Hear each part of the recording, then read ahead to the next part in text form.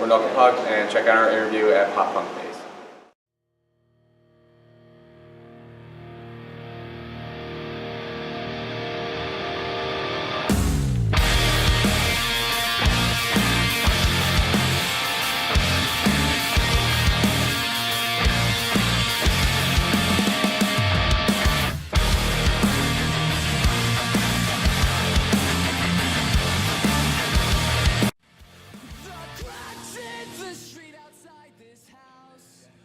Tour now.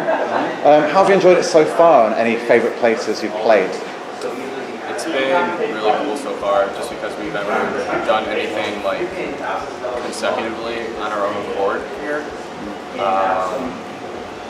So it's been really cool to see like every UK show has been like sold out, and it's like our headline tour.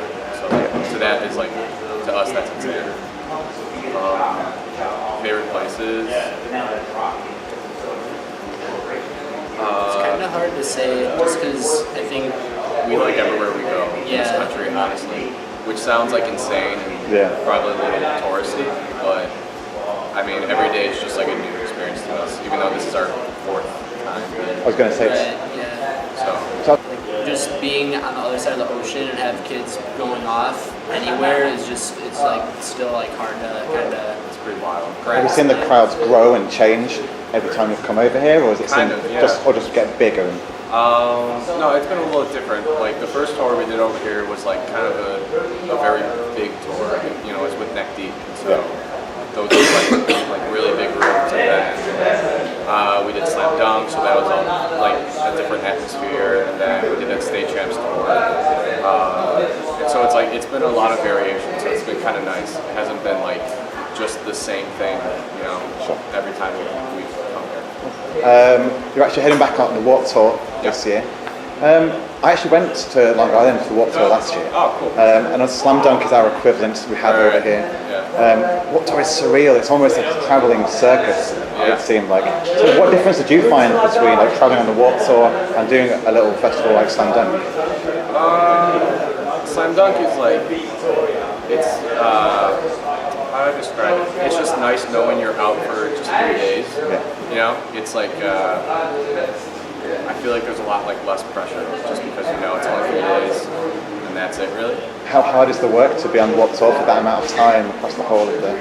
You kind of get into like a routine, which is nice. You know, it's like any tour. You have a routine, you do it every day, and as long as you stick to it, you'll have a good day. But at the same time, like after like 5 weeks or 6 weeks, you're like, it just kind of starts to wear on you a little bit. You know, especially with the weather every day and just being outside and stuff like that.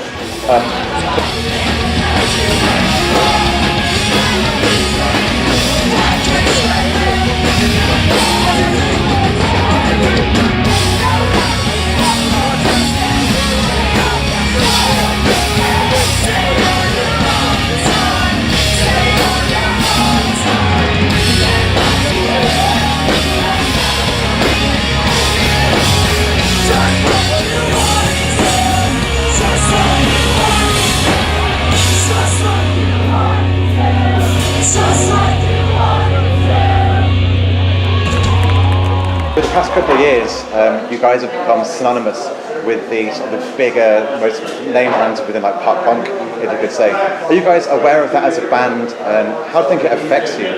Maybe as in terms of like legacy with what you play, influencing younger bands. Does that ever come into your conscious at all? To me, not really. Like, I just still feel like we're just kind of hanging out, jamming, just doing what we do. Like, yeah, I don't know. Well, yeah. You still feel that small band from Chicago, but you Yeah. just suddenly ended up overseas somehow. Yeah, everything still kind of just feels the same. Even like when we're practicing for tours and stuff, it just feels like we're still just jamming and fucking around, kind of. We kind of are, except that we just do it a lot more often. Yeah. So you just released Copacetic last year.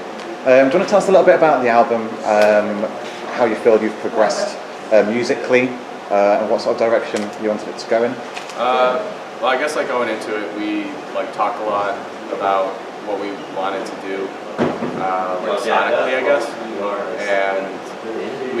down for, I think, anything. Like any new part or new idea we had, we just wanted to do it just to see if we could pull it off, kind of. And so we didn't really want to be like held down by any like genre restrictions or like any sort of expectation or anything like that. And I'm really happy with what we did with it because we got to try a lot of new stuff.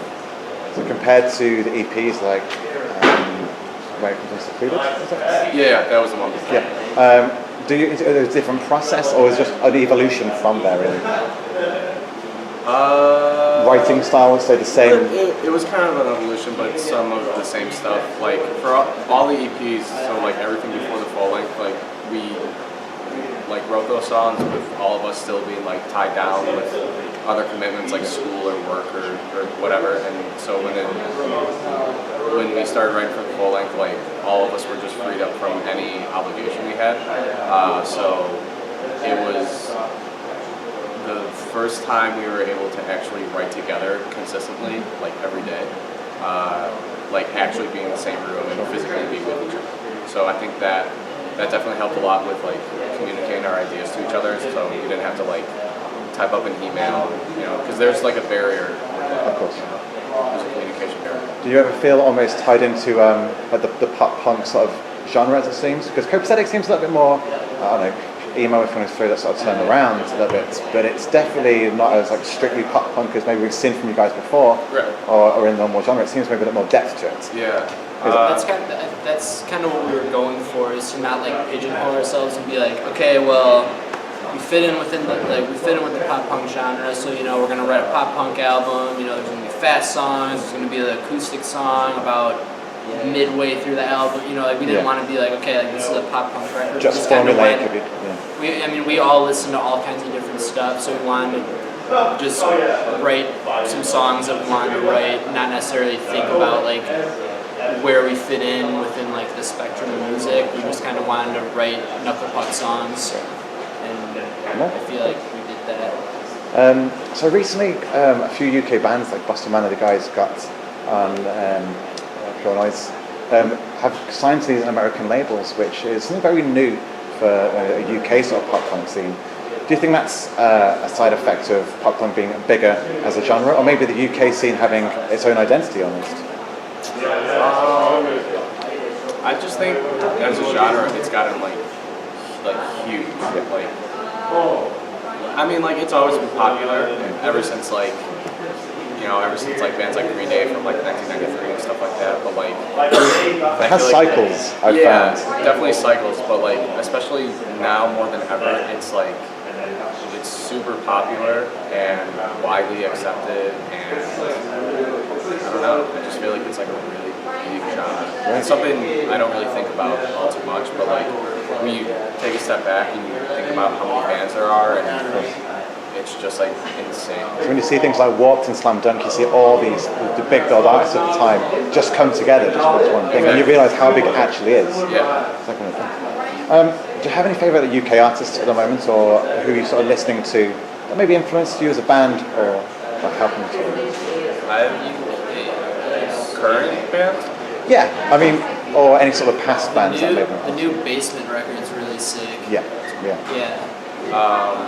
I've been dabbling with Oasis, and I've been on a Smiths kick for a while now, which is weird because the Smiths used to annoy me, and Morrissey used to annoy me. But one day it just kind of like clicked, sort of, you know. And current bands, that Basement record's awesome. Loose Blood's really cool. Loose Blood's sick. Boston Manor's awesome. Yeah.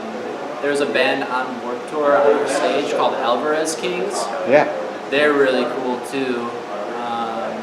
The new 1970, I mean, like, who doesn't like the 1975? But yeah, exactly. We like that new record. Oh, and because you covered Chocolate a while back. Right? Yeah, about a year and a half ago. And Neck Deep for us seems to be this flagship band that have almost like paved a way for UK pop punk. Yeah, and I mean they've been the homies for quite some time now, so it's good to see them sort of from our side doing so well in the States, because it's always been a barrier to break through, but now it seems like this door's open. Yeah, exactly. Yeah, we just did a tour with them back in the States, and it was them and State Champs and co-headlining, and the whole tour was basically sold out too. Yeah. So yeah. Obviously, you're still quite a young band, and you've achieved obviously a lot since then. What sort of goals do you have for the future? Where do you see Knuckle Puck moving to? I think we just want to keep being the band we want to be, whatever that might sound like, I guess. Because that's how we kind of went to Copacetic. We're all pretty proud of that record, and I just want to keep doing that. You know, if our stuff sounds more like Copacetic, awesome. If it has this weird turn and something that people don't expect, like awesome. As long as we're content. Sure. Which, you know, might sound a bit selfish to say, but that's like why we started this band, was to like impress ourselves first and foremost. And That's great. I just want to keep making music with my friends. Honestly. Yeah, I wouldn't necessarily, like me too, like just, I don't really have any goals per se. It's just kind of like, I'm already just happy doing what we're doing right now. Like I don't really have my sights set higher than what we're doing right now, but like, you know, anything that comes beyond what we're doing right now is sick. Like what we're doing right now is sick. So it's just kind of like, it's gonna keep doing what we're doing and just continue having fun. Perfect. And see where that takes us.